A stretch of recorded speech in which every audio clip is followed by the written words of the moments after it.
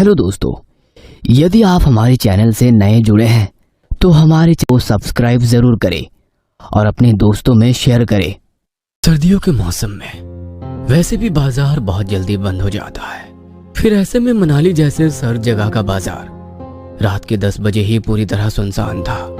मुंबई से आए हुए अनुज, दक्ष और सृजन तीनों बंद मार्केट की गलियों में भटक रहे थे।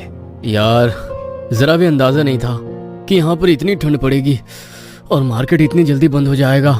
हाँ यार, कहीं से भी बस शराब का इंतजाम हो जाए तो मजा आ जाए। यार, पिछले 1 घंटे से हम लोग गलियों की खाक छान रहे, मगर यहाँ पर कहीं भी कुछ नहीं मिला। शराब ना सही, बस शबाब का बंदोबस्त हो जाए, बस शरीर को गर्मी चाहिए। कहते हुए वो जोर जोर से हंसने लगा। साले, तू नहीं सुधरेगा, हर वक्त तुझे एक ही चीज की तलाश रहती है। तभी अनुज को ऐसा लगा कि किसी ने उसे पुकारा। अनुज, कहाँ जा रहे हो? मैं तुम्हारा इंतजार कर रही हूँ। वो आवाज इतनी मनमोहक थी कि अनुज उस आवाज में खो गया। उसे होश ही नहीं रहा कि उसके दोस्त उसे छोड़कर आगे निकल गए हैं। कौन है यहाँ पर? किसने मुझे पुकारा? मैंने तुम्हें पुकारा। देखो, मैं यहीं पर तो खड़ी हूँ, मेरे पास आओ। अनुज ने अंधेरे में से आती हुई आवाज की ओर ध्यान से देखा तो वहां पर कोई लड़की खड़ी थी। हवा में लहराते उसके बाल और चमकदार आंखें उसके खूबसूरत होने का प्रमाण दे रही थी। हवा में उसका दुपट्टा उड़कर उसके चेहरे पर आ रहा था। अनुज बिना कुछ सोचे समझे उसकी ओर बढ़ने लगा। कौन हो तुम? और रात गए यहाँ अंधेरे में क्या कर रही हो? यहाँ अंधेरे में? यहाँ तो मैं तुम्हारा इंतजार कर रही थी। तुम्हें ठंड लग रही है ना, तो तुम्हें गर्मी देने के लिए मैं आई हूँ। आओगी? मेरी बाहों में आ जाओ। आओ अनुज। अनुज को कुछ समझ में नहीं आया और वो उस लड़की के और करीब चला गया, मगर जैसे ही वो लड़की उसकी बाहों में आई, हवा के झोंके से उसका दुपट्टा उड़कर पास के पेड़ में अटक गया। क्या आप ये दुपट्टा निकाल कर देंगे मुझे? हाँ हाँ, क्यों नहीं। कहते हुए अनुज ने जैसे ही पेड़ पर से उसका दुपट्टा हटाया, आसमान में तेज बिजली चमकी और उस लड़की का चेहरा अनुज को नजर आया। उस लड़की का भयानक चेहरा देखकर अनुज ठंड में पसीना पसीना हो गया। उस औरत का पत्थर से कुचला हुआ चेहरा बहुत ही भयानक लग रहा था। सर पर से बहता हुआ खून, बाहर निकली हुई आंख और उल्टे पैर। यह नजारा किसी की भी चलती हुई सांसों को रोकने के लिए काफी है। कौन हो तुम? कहते हुए अनुज ने खुद को उसके बाहों के घेरे से आजाद करने का प्रयास करने लगा, मगर उसकी पकड़ अनुज पर बढ़ती जा रही थी। आओ ना मेरी बाहों में, आओ आओ।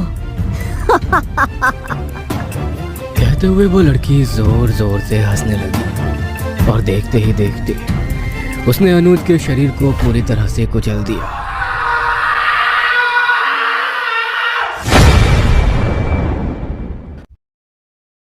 अगली सुबह मनाली के बाजार में हड़कंप मचा हुआ था। एक और टूरिस्ट की लाश मिली थी जिस पर लाल दुपट्टा ढका हुआ था। यह सब क्या हो रहा है हमारे इलाके में? आप लोग रात की गश्त के वक्त क्या करते हैं? आप में से किसी ने नहीं देखा कि उस लड़के के साथ क्या हुआ? सर, आप हमारा यकीन करिए, हमें कुछ नहीं पता। हम पूरी रात उस इलाके में ही थे, मगर हमने कुछ नहीं देखा। मुझे कुछ भी नहीं पता। कह देने से सब कुछ सॉल्व नहीं हो जाता। मेरे ऊपर कितना प्रेशर है आपको अंदाजा नहीं है। इस तरह से टूरिस्ट की मौत से प्रशासन का भी दबाव है हम पर। यह इस साल भर में ये चौथी घटना है। लोग मनाली आने से डरने लगेंगे। हमें जल्द ही कातिल को ढूंढना होगा। मगर सर, हमें किसी भी मौत में कोई क्लू नहीं मिलता सिवाय लाल दुपट्टे के। सर, मुझे तो लगता है किसी आत्मा वात्मा का चक्कर है। क्या आप बकवास कर रहे हो? जाओ, चारों केस की फाइल को लेकर यहाँ आओ, कुछ तो कॉमन होगा। इंस्पेक्टर के मांगने पर हवलदार वो केस फाइल लेकर आ गया। इंस्पेक्टर ने गौर से पूरी फाइल को देखा। उन्हें एक बात कॉमन समझ आई कि चारों भाई प्रोफेशनल सीए थे। जब उन्होंने और जांच की तो पूरा कच्चा चिट्ठा परत दर परत खुल गया। देखिए, आपके दोस्त अनुज के साथ जो कुछ भी बहुत बुरा हुआ, मगर क्या आपको पता है दक्ष, अब अगली बारी आपकी है। मेरी बारी? क्या कहना चाहते हो आप? जानबूझकर अनजान बनने की कोशिश मत करो। सारी सच्चाई बता दोगे तो बच सकते हो, वरना तुम्हें तो हकीकत पता ही है। सर, मैं सच कह रहा हूँ, मुझे कुछ भी नहीं पता। हम लोग तो एक फॉर्म के ऑडिट के लिए आए थे। देखो दक्ष, पहले खून प्रशांत का हुआ, दूसरा अक्षत तीसरा मोहित और अब चौथा अनुज। और अभी फाइल चेक करते हुए मुझे पता चला कि इन चारों के साथ तुमने भी दिल्ली यूनिवर्सिटी से सीए किया है और तुम सब 2 साल पहले यहाँ आ चुके हो। उसके बाद किसी ने तुम्हें काम के सिलसिले में यहाँ बुलाया और सिलसिलेवार मौत हुई है। जब पहली बार तुम यहाँ आए थे उससे कोई ना कोई कड़ी तो जुड़ी है जो तुम्हें यहाँ पर बुलाकर मौत के घाट उतार रहा है। इंस्पेक्टर की बात सुनकर दक्ष का चेहरा पीला पड़ गया। वो जमीन की ओर देखकर अंगूठे से जमीन कुरेद रहा था। वो कुछ बताना चाहता था मगर मुंह से शब्द नहीं निकल पा रहे थे। अंगूठे जमीन में खोद कर कोई राज बाहर नहीं आने वाला है। अपने मुंह से फटाफट बताओ। दक्ष सृजन की ओर देखने लगा। सृजन भी हैरानी से दक्ष को देख रहा था और वो बोला, दक्ष जो कुछ भी तुम जानते हो सब बता दो। हो सकता है इससे हमें अनुज के कातिल तक पहुंचने में मदद मिल जाए। प्रशांत, अक्षत, मोहित, अनुज और दक्ष पांचों लोग ड्रिंक कर रहे थे। ये मनाली जैसे हॉट हिल स्टेशन पर नाइट कितनी बोरिंग है। इससे ज्यादा मजा तो वहाँ दिल्ली में आता है। हाँ यार, एक तो ठंड से हालत खराब है, ऊपर से शरीर भी गर्मी मांग रहा है। साले तू एक जगह ही क्यों अटका रहता है?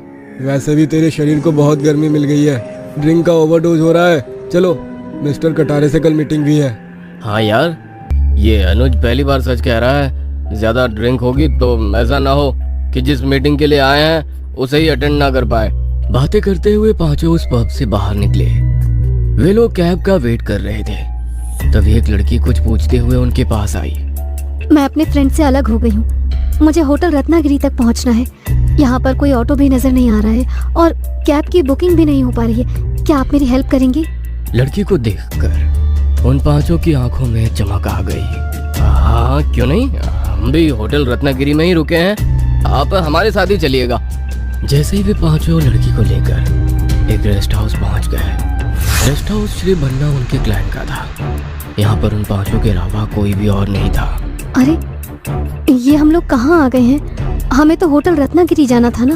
अरे हम 5 रत्न तुम्हारे सामने खड़े हैं और तुम्हें रत्नागिरी जाने की पड़ी है।